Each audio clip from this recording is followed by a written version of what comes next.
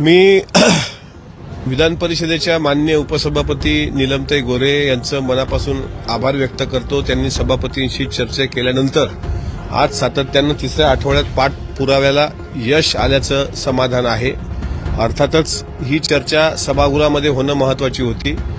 293चा प्रस्ताव विधानसभेमध्ये 296 प्रस्तावाच्या अंतर्गत माझ्या माहितीप्रमाणे क्लब चर्चा झाली. त्याच्यामध्ये दादांचा विषय होता. काही आमदार त्यावर व्यक्त झाले आणि राज्यसभेत सुद्धा चर्चा झाली. पण उद्या विधान परिषद 97 नियम अन्वये जी अल्पकालीन चर्चा आहे ती लावण्याच्या संदर्भात त्यांनी सांगितलेलं आहे. फक्त वेळ किती याची असेल ते अद्याप कळलेलं नाही. पण उद्याच्या कामकाजात अजितदादांच्या विमान अपघातावर आमची चर्चा होईल आणि त्यावर सन्माननीय गृहमंत्री हे उत्तर देतील.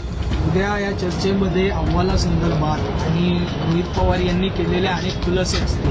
त्याचबरोबर याच आठवड्यामध्ये जय पवार देखील काही खुलासे करतील. ती उद्या असेल चर्चा.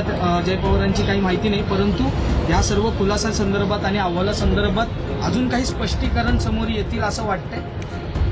मला असं वाटतं की ज्या शंका महाराष्ट्राच्या मनात आहेत त्या उद्या विधान परिषदेत जर विचारल्या गेल्या तर त्याचं उत्तर हे गृहविभागाकडून ते वस्तुनिष्ठच उत्तर येणार. त्याच्यामुळे त्यांच्या उत्तरावर पण डिपेंड आहे. कारण डीजीसीएचा अहवाल जशा पद्धतीनं त्रोटक अहवाल आलाय तशा पद्धतीनं सरकार म्हणून उत्तर देताना फार जबाबदारीने आणि काळजीपूर्वक द्यावं लागेल. कारण अख्ख्या महाराष्ट्राचं लक्ष त्यांच्या उत्तरावर असेल, अर्थातच सरकारच्या. त्याच्यामुळे मला असं वाटतं की आमदार रोहित पवारांनी घेतलेली प्रेस कॉन्फरन्स असतील किंवा जयदादा या आठवड्यात घेतायत असं जे काही दिसतंय तो भाग वेगळा. पण सभागृहामध्ये शशिकांत शिंदे साहेब आहेत, मी आहे, भाई जगताप साहेब आहेत, सचिन भाऊ अहिर आहेत, सत्तेतले अनेक आमदार आहेत. हे सगळे असताना त्याच्यावर चर्चा होईल हे महत्वाचं. मी एक ट्विट केलं होतं, दादांची माफी मागितली. या ज्या काही लढ्यामध्ये जी काही अदृश्य शक्ती आहे ती दिसून येत नाही आणि अशी तुम्ही माफी मागितली. दादा आम्हाला माफ करा. नाही, एक गोष्ट खरी आहे की तिसरा आठवडा झाल्यानंतर चर्चा झाली नसल्याने आणि दोनदा स्मरणपत्र देऊन सुद्धा उत्तर न येणं, त्याच्यानंतर अद्यापही 2 महिने उलटतील आता पण ठोस काही हाती न येणं, त्याच्यामुळे मला अपेक्षित होतं की सर्व वेलवर इथे पायऱ्यांवर बसून निदर्शनं वगैरे जर झाली असती किंवा जस्टिस फॉर दादा अशा पद्धतीचा हॅशटॅग चालवला असता तर बऱ्यापैकी यश प्राप्त झालं असतं. पण अद्यापही 2 महिन्याच्या अहवालात काही हाती न आल्यामुळं आम्हाला शेवटी दादांना माफी मागितल्याशिवाय दुसरा पर्याय नाही की बाबा आम्ही कपाळ करंटे आहोत. तुम्ही अख्ख्या हयातीत आम्हाला न्याय दिला पण आम्हाला तुम्हाला गेल्यानंतर सुद्धा न्याय देता येत नसेल तर आमच्यासारखे कमनशिबी आम्हीच आहोत. तपास धीम्या गतीने सुरू आहे असं वाटतंय. कारण की VK सिंग यांच्या त्या एका वक्तव्यानंतर म्हणजे त्यांनी जे स्पष्टीकरण दिलंय चौकशीमध्ये की जो विमान चालक होता किंवा वैमानिक होता त्याची संपूर्ण चूक आहे आणि त्यांनीच हे विमान ठोकलंय असं करून त्यानंतर कुठलाच काही उघडलेलं नाही आहे. तपास धीम्या गतीनं होतोय का तर 100% तपास धीम्या गतीनं होतोय. ज्या पद्धतीनं सीबीआय चौकशा लागल्या तर बयान घेणं, ब्लॅक बॉक्स कुठं आहे याची माहिती असणं, सीसीटीव्ही फुटेज भेटणं, या काहीही गोष्टी महाराष्ट्राच्या समोर न आल्याने आणि VK सिंगवर साधा FIR सुद्धा तुम्ही बघितलं असेल, तुम्ही सर्व सोबत होता नरिमन या हे जे पोलीस चौकी आहे मरीन ड्राईव्ह त्या ठिकाणी न घेतल्या जाणं, तिथं अधिकाऱ्यांवर दबाव असणं, ह्या सगळ्या गोष्टी शंका निर्माण करणाऱ्या होत्या. त्यामुळं VK सिंग वाचवला गेलाय का तर तो नक्कीच वाचवला गेलाय. DGCAनी त्याला वाचवलंय. VSR व्हेंचरचा तो मालक आहे आणि VSR कंपनीवर FIR दाखल करण्याकरता जी टाळाटाळ झाली त्यामध्ये हे मुद्दे प्रकर्षण आहेत आणि याचा अर्थच असा आहे की हा तपास जो आहे तो अपेक्षेप्रमाणे झाला नाही, तो धीम्या गतीनेच झालाय. उद्याच्या तुमच्या चर्चेमध्ये तुमचे प्रामुख्याने मुद्दे काय असतात ते मी आता सांगणार नाही. आता रात्रभर तोच अभ्यास करून उद्या तुम्हाला सभागृहात दिसेल की माझे मुद्दे काय असतील.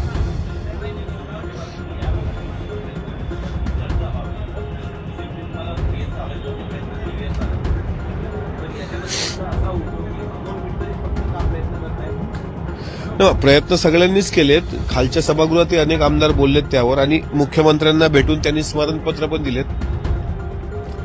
प्रयत्न आम्ही सर्वच करतो आहोत. पण आता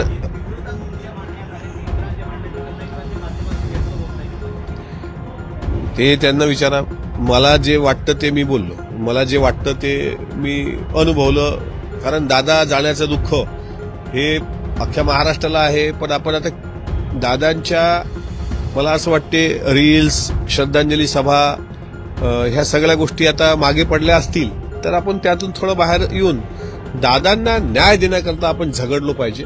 ठीक आहे, झालं गेलं, पार पडलं, उशीर झाला असेल, पण आता जरी एकत्र येऊन सर्वांनी अजितदादांच्या बाबतीत आपली जी भावना राहिलेली आहे त्याचं अंमलबजावणी होणं आणि महाराष्ट्राच्या जनतेसमोर खरं आलं पाहिजे. विमानाचा अपघात झाला असेल तर तोही असेल तर तसंही सांगितलं गेलं पाहिजे आणि जर तो घातपात असेल तर तेही मुद्दे महाराष्ट्राच्या समोर आले पाहिजे. त्याकरता अजितदादांच्या शिलेदारांनी सर्वांनीच त्या ठिकाणी दंड थोपटून उठणं आता काळाची गरज आहे. मागचा काय विषय होता तो जाऊ द्या, पण पुढे तरी आता आपण ह्या गोष्टीचा लढा उभारला नाही तर उद्या मतदारसंघातली आणि जिल्ह्यातली जनता मात्र जाब विचारेल, एवढं नक्की.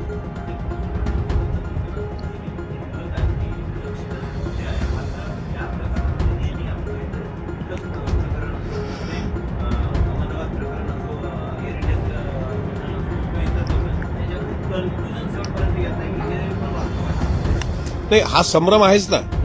अजितदादाचं विमानाचं नेमकं काय झालं हा संभ्रम अद्यापही कायम आहे. त्याच्यामुळे अहमदाबाद विमान अपघाताच्या, गुजरातच्या विमान अपघाताच्या, विपिन रावल यांच्या विमान अपघाताच्या ज्या स्टोऱ्या कालबाह्य झाल्यात तसं अजितदादाच्या विमान अपघाताचा इतिहास 28 जानेवारीचा हा कालबाह्य होऊ नये.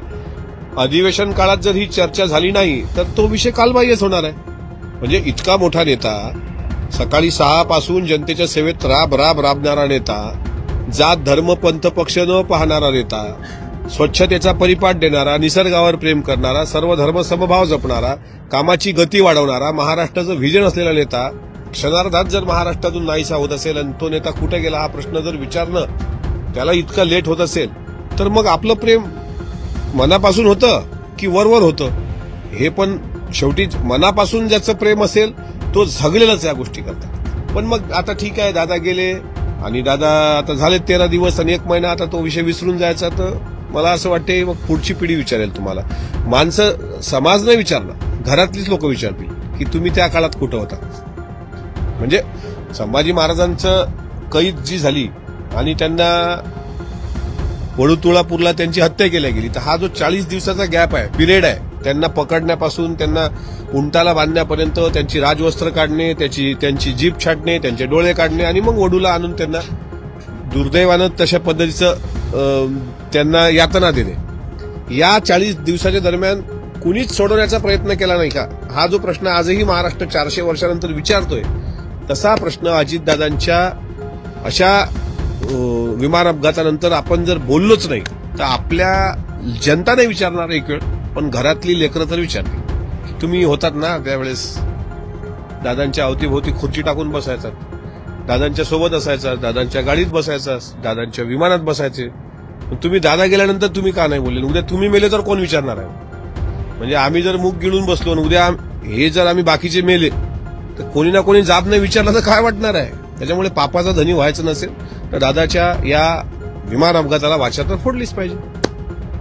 दुसऱ्याच्या बाबतीत ही घटना घडली असती, अजून कोणाच्या, दादा आज असते तर दादांनी ही प्रोसेस फास्ट ट्रॅकवर आणली असती, सांगितलं असतं की यंत्रणा आहे, सरकार आहे, घाबरू नका. पण दादा नाहीत, हे दुःख काय होणार?